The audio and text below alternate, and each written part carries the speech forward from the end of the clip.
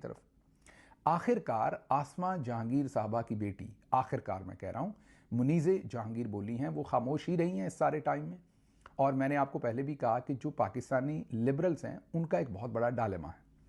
वो जाहिर है दिल से, अंदर से कहीं ना कहीं वो अपने आप को प्रो डेमोक्रेसी समझते हैं, होंगे भी शायद किसी हद तक, लेकिन फिर उनके अपने ज़ाती मफादात भी जुड़े होते हैं इन सब चीज़ों के साथ। फिर वो ये भी समझते हैं कि वो एंटी इस्टेब्लिशमेंट हैं, फिर उनके मफादात जुड़े हुए हैं सिस्टम के अंदर, और फिर उनकी पसंद और नापसंद भी है। तो एनीवन जो नेशनलिस्ट हो, थोड़ा सा हल्का फुल्का मजहबी रुझान भी होकर, तो उसके साथ ज़ाती नापसंदीदगी क्रिएट हो जाती है। उसके बाद उस शख्स का मेरिट क्या है इसको नज़रअंदाज कर दिया जाता है, अपने ही असूलों को नज़रअंदाज कर दिया जाता है, और अपनी जो ईगो है और अपनी पसंद है वो गालिब आ जाती है, और उस शख्स को पसे पुश्त उसके राइट्स को डाल दिया जाता है। मसलन आप देखेंगे पाकिस्तान में इंसानी हकूक़ के अलंबरदार जो मिसिंग पर्सन है उस पर बोलेंगे, बोलना भी चाहिए, मैं ये नहीं कह रहा, लेकिन मुरीद के ऊपर नहीं बोलेंगे। बल्कि बहुत सारे तो पाकिस्तानी लिबरल कहते थे मारो इनको। मतलब आप किसी से डिफर कर सकते हैं, मैंने तहरीके लब्बैक की पॉलिटिक्स को कभी भी इंडोर्स नहीं किया, वो शिद्दत की पॉलिटिक्स थी, मैं हमेशा ये कहता रहा, और वो हमारे जर्नल्स ने खुद से क्रिएट की थी और उन्हें इस्तेमाल किया। जैसे मुल्क के कई और हिस्सों में इन्होंने शिद्दत पसंद ग्रुप क्रिएट किए और फिर उनको इस्तेमाल किया अपने मौके पर और अपने फ़वाइद के लिए। वही लब्बैक के साथ हुआ। लेकिन जो आम शख्स है, जो गुमराह होकर कह लें, सादा लोही में कह लें, वहाँ आ गया।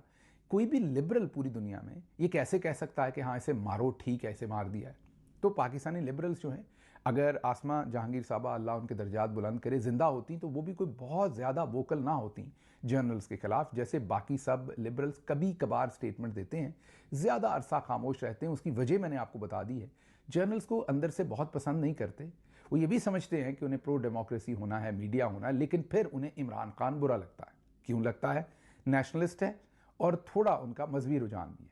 ये दो चीज़ें ऐसी हैं कि उसके बाद कोई फरिश्ता भी हो, हमारे लिबरल्स को वो किसी सूरत पसंद नहीं है। तो सारा वक्त खामोश रहने के बाद मुनीज़े जहांगीर, जो कि आसमा जहांगीर साहबा की बेटी हैं और उसके साथ साथ वो उन्हीं की ऑर्गेनाइजेशन को अब रन भी करती हैं जो ह्यूमन राइट्स के लिए है, उन्होंने आखिरकार एक तगड़ी स्टेटमेंट दी है जिसकी हम एप्रिसिएशन करते हैं कि चलें देर आए दुरुस्त आयद, आखिरकार वो बोली हैं। उन्होंने कहा है कि the ISPR spokesperson clearly violated the oath that army officers take, neither the army rules nor the constitution allows the army to make political statements. Repeatedly labeling elected leaders as traitors show, वो मतलब कहना यहाँ ये चाह रही हैं सादा बात कि एक तो उन्होंने अपना हल्फ तोड़ा है, और एक बार बार जो इलेक्टेड लीडर हैं उनको गद्दार कहना, पिछलों का भी उन्होंने शामिल कर लिया और इमरान खान का भी।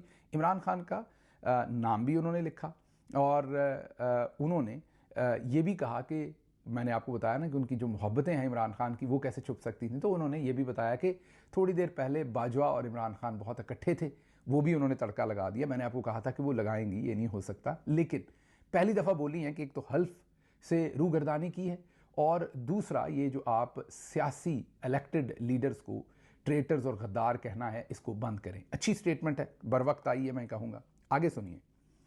आगे अब वो जो एक DG ISPR की प्रेस कॉन्फ्रेंस थी उस पर हमने तज्जिया करके आपको बताया था कि ये असल में डरा धमका कर अब माइनस इमरान खान करने का एजेंडा है। आपको याद होगा जब ये मैंने बात आपको बताई थी। अब उस पर काम शुरू कर दिया गया है और हर तरफ से आपको इस तरह के काम होते हुए नजर आएंगे। आज आज़ाद कश्मीर की तहसील भिंबर, जो आप में से किसी को नहीं पता होगा कि कहाँ है, उसके अंदर एक कोई तहसील है। उस तहसील के अंदर कोई तारक महमूद साहब हैं जिनका मुझे अगले 20 साल भी पता नहीं चलना। मैं उनकी कोई तहकीर नहीं कर रहा, लेकिन वो बिल्कुल लोअर लेवल काउंसलर के लेवल पर इलेक्शन लड़ते होंगे पाकिस्तान तहरीक इंसाफ का। बिल्कुल मैं उन्हें नहीं जानता, ना कभी मेरा ख्याल अगले 20 साल भी मैं रहता तो उनको ना जानता कभी भी। पार्टी का बिल्कुल जो, अगर आप कहें कि 2 लाख लोग हैं तो जो बिल्कुल वर्कर का लेवल है उसके ऊपर जाके वो पॉलिटिक्स करते हैं। कोई मेजर रिटायर्ड तारक महमूद साहब हैं, जाहिर है उन्हें धमकी शमकी लगाई होगी, आपकी पेंशन वेंशन जब्त कर लेंगे। आज उन्होंने ऐलान किया है कि वो PTI से अपनी राहें जुदा कर रहे हैं। अब ARY और दूसरे चैनल्स ने इसको ये बड़ी करके खबर लगाई कि PTI को एक अहम ओहदेदार ने छोड़ दिया। अब मैंने सोचा पता नहीं कितने बड़े लीडर ने छोड़ दिया PTI को। कोई शाह महमूद कुरैशी साहब की अंदर से स्टेटमेंट आ गई है, कोई यास्मीन राशिद की आ गई है, कोई और उमर चीमा की आ गई है, वो तगड़े हमारे जो लीडर्स हैं उनकी स्टेटमेंट आ गई है। जब उस खबर को खोला तो खोदा पहाड़ अंदर से निकला तारिक महमूद साहब, जो रिटायर्ड मेजर हैं और हमारे बहुत ही लोअर लेवल पर मिंबर में कहीं पॉलिटिक्स कर रहे हैं। तो ये डेस्परेशन है। अब जाहिर है लोग इस बात के ऊपर हंसेंगे, जो जो उस खबर को पढ़ेगा उसकी हंसी निकलेगी। खबर अगर ऐसे बनाते ये कि ग्रास रूट लेवल पर लोगों ने पीटीआई को छोड़ना शुरू कर दिया तो शायद लोग कम हंसते। अहम ओहदेदार ने पीटीआई को छोड़ दिया, और मज़े की बात वो इस वक्त तहसील सदर भी नहीं है, कभी शायद पहले थे।